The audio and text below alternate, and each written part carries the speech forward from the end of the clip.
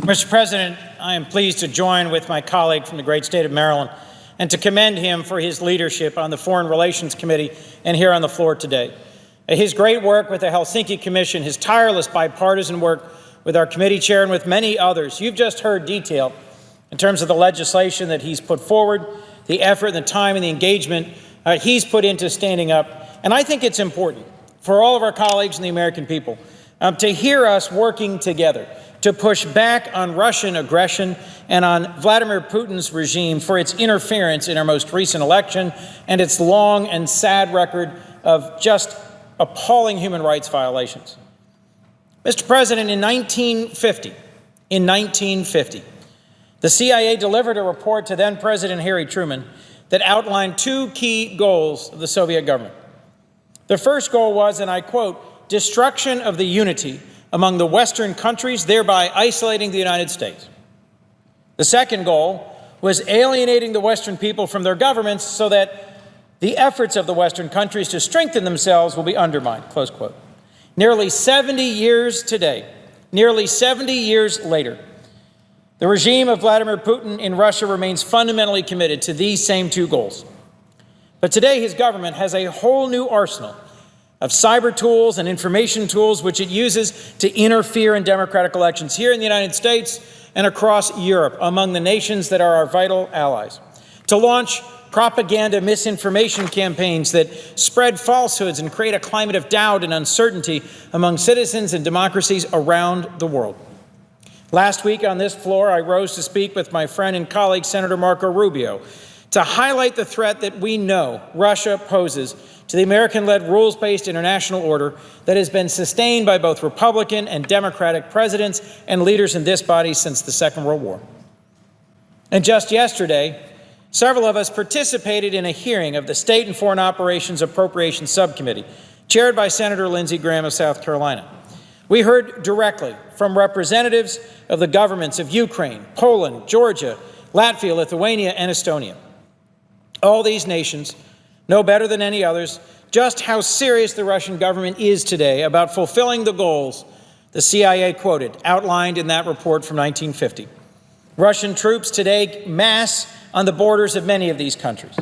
In the case of Ukraine, Russia has recently invaded and continues to illegally occupy Crimea while arming and supporting separatists in the eastern 20% of the country.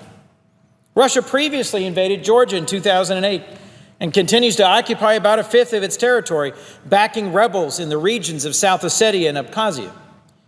The Russian government has tried and in several cases succeeded in executing cyber attacks against these countries' governments, most famously against Estonia in 2007. Its ongoing disinformation campaigns have created widespread doubt about Western institutions like NATO, the European Union, the OSCE, institutions that have helped to maintain a stable and peaceful world for 7 decades.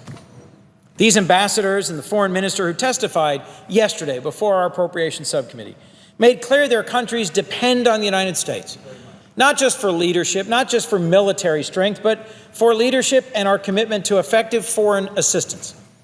These are the same requests I heard last August from Eastern European leaders when I led a bipartisan congressional delegation, 2 Republican House members, 2 Democratic Senate members, myself, the 5 of us, went to Ukraine, to Estonia, and the Czech Republic. And we heard exactly the same message, that they are threatened by a constant wave of attacks, of disinformation, both overt and covert efforts to subvert their democracies and to change the direction of their nations. Maintaining our forms of American leadership, our support for the democracies, the civil societies, and the military strength of these nations in Eastern Europe is not charity. A world committed to democracy and the rule of law is a more stable world. A stable world means Americans are safer and more economically secure. It is that simple. And that's why we must push back against Russian aggression in a bipartisan way and stand up for our allies and our values. Conversations like this one here on the floor today are important to educate our American people about the true nature of the Russian threat that we face. The Russian government's current strategy relies on disinformation and propaganda in an effort to divide the American people both from their government and from each other.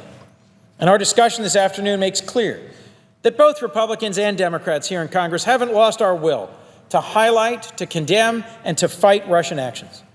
Unassailable facts must serve as the basis for a bipartisan foreign policy. A clear-eyed understanding of Russian intentions and actions will protect us from their anti-Western propaganda and avoid the internal divisions Russia seeks to leverage in an attempt to project its influence worldwide. To that end, I'm determined to support Senator Cardin's and Senator Graham's efforts. Senator Graham's efforts to provide sufficient funding that specifically targets the Russian government's subversive actions. I'll also continue to work with my colleagues, such as Senator Cardin, to see that his S-94 Counteracting Russian Hostilities Act is marked up this work period, so the full Senate can consider this important legislation. As Senator Cardin commented, there are 10 Democrats and 10 Republicans who have already co-sponsored this important bill. Why is this bill, the Counteracting Russian Hostilities Act, so important? It'll make sure the Russian government pays a price for breaking the rules by supporting sanctions for its occupation and illegal annexation of Crimea, for its egregious human rights violations in Syria and elsewhere, and most importantly, for directly interfering in our election. This bill would prevent the lifting of sanctions on Russia until its government ceases the activities that caused these sanctions to be put in place in the first place. And it would support civil society, pro-democracy, anti-corruption activists in Russia and across Europe.